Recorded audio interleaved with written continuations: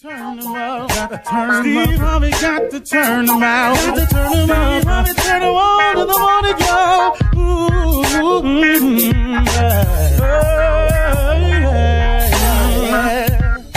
Come on, Steve. Come on. Do your thing, Big Daddy. I sure will. Good morning, everybody. You are listening to The Voice. Come on, dig me now. One and only Steve Harvey got a radio show. Trying to work with it, too. Got a radio show because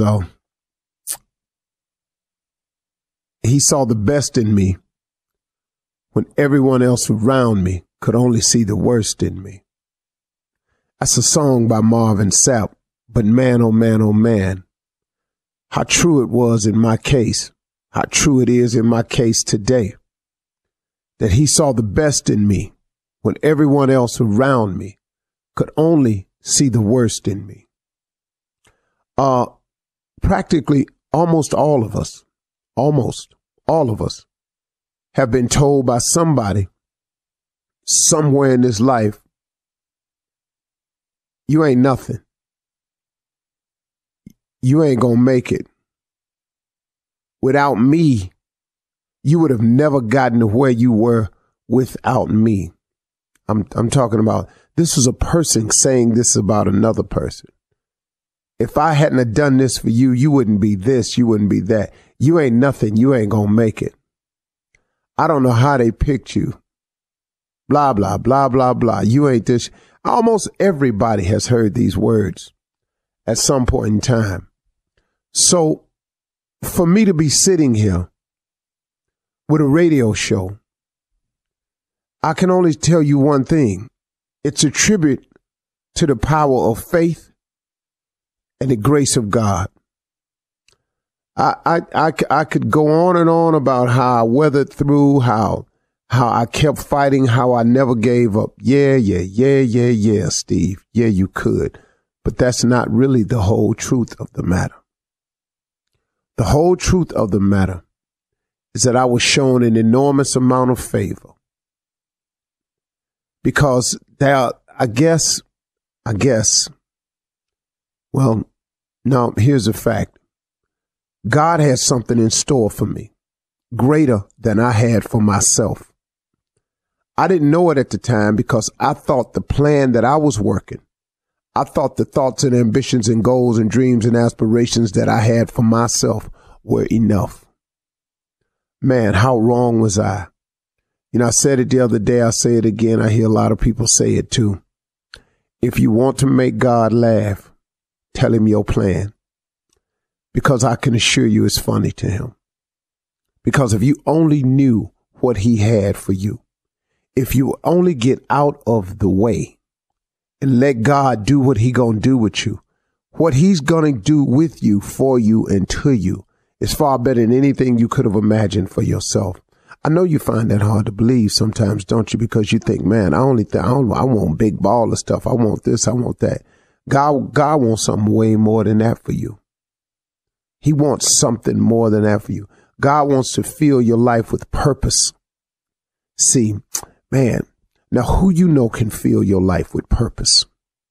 Come on, I'm listening, because I've never met him. Who can fill your life with purpose? Who can point you into the direction of your life's work? Who provides you your gifts? I'm talking about the thing that you do the absolute best with the least amount of effort, your gift. Who provides you with that? Who gave it to you? I mean, from the get-go, that foot speed you got, where you think you got it from? It ain't because you out there running all the time. It's because you got foot speed. I used to run all the time as a little boy. I just didn't have the kind of foot speed that would be considered gifted. Where you get that from? You know, you hear singers talk about, I've been singing since I was 2 years old. Really? Okay. I'll give you that. Where'd you get that from? Man, I don't know why people come to me with their problems, but all my friends just come to me with their problems. I don't know what it is. You don't. Where'd you think you got that from? I don't know, man. I just sit down. I love to draw. I could look at something and put it on paper. I can draw. I don't know. I just know how to draw. I draw all the time. Really? Really? Where'd you get that from? Where'd you get it from? Math comes easy to me. I could just look at this and I know, really, you can't. Where did you get that from? I love working with my hands, man. I could put anything together. Really, where did you get that from? I'm just asking you. You know, so when you're sitting there and you're getting ready to pat yourself on the back, where did you get that hand from to reach back there and pat yourself on the back? What are you patting yourself on the back for? I can only tell you that God has shown us all a tremendous amount of favor. Now, whether we capitalize on that or not, that's on us. You know, it's a thing. It's like, God has so much in store for you, man. I wish I could find a way. I'm going to find a way in a second here. To let you know just how much God has for you, how he can't wait to pour his blessings into your life. God has a storehouse full of blessings, boxes, packages, wanting to be delivered to you. But man, you're not there. See, many times you get packages shipped to you, but if you're not standing where you need to be standing to receive the package, there is nowhere for the package to be delivered. I did an analogy on TBN one time when I was asked to speak. And one of the analogies was God has blessings stored up in warehouses with your name on it, and he wants to deliver them to you, but he only delivers to one address. That's Faith Street. God only delivers to Faith Street. God don't send packages to No Doubt Parkway, Pity Me Boulevard, Been There, Done That Parkway. He don't send packages to Doubt It Drive. God only delivers to people who live on Faith Street, who believe in him. You can be whatever you believe yourself to be. But man, all these packages that God has for you, why would you not be wanting them? Why would you not want God's blessings to be showered into your life? Came out with a really, really big win. And they were interviewing the quarterback and a wide receiver. And then up walked Ray Lewis. Personal note, greatest living football player today. And he walks up to the mic and they notice him and they go, well, here's Ray Lewis. Let me ask you something, Ray. He said, I have been talking to the team all week about preparing yourself for God's blessings, of making yourself ready to receive what God has for you. But in order to receive what God got for you, he said, I kept telling my teammates, you got to position yourself. You got to get yourself in a position ready to receive. Now, I know millions of other people saw this interview, but it really made me smile because, man, I've heard that from so many spiritual leaders, man. And I've made it a part of my makeup. And it's so true that you have to prepare yourself and make yourself ready to receive whatever it is you're asking God for, whatever it is.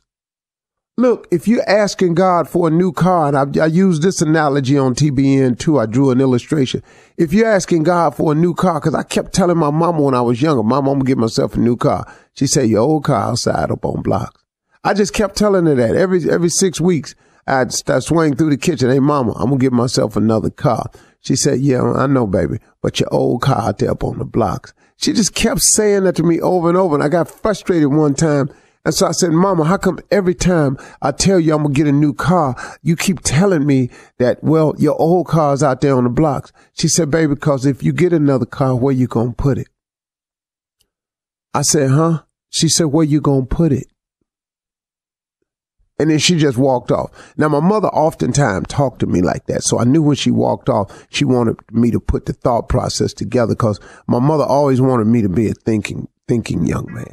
So I started doing the math and I went, wow, man, I got to get ready to receive the blessing. So I went outside. I had a buddy of mine come. He had a tow truck and towed the car off. And I got rid of them cylinder blocks and all them leaves and paper cups and stuff. It blew up under there over the years. And I just got to sweeping it all out and cleaned it all up and put asphalt and concrete, cleaned it down and got that spot looking all shite and briny. And my mama came out there. My daddy said, boy, that yard sure look a whole lot bigger. That old car got off them blocks. 2 weeks later, I got another car. 2 weeks later, I got another car. Now, it wasn't a new car, but it was new to me. Let's just call it a brand new used car. And I sat in that driveway. I polished on that thing every day. I learned something that day, and I didn't really know what I had learned until I got older and I looked back on it. I was preparing and making ready to receive what God had for me. I'm asking God for something. You got to make ready for it. So if you're asking God for a new man, a better man, you can't have the old one in the driveway up on the blocks blocking the new one from parking in your yard. Okay. I'm sorry. You're listening to the Steve Harvey Morning Show.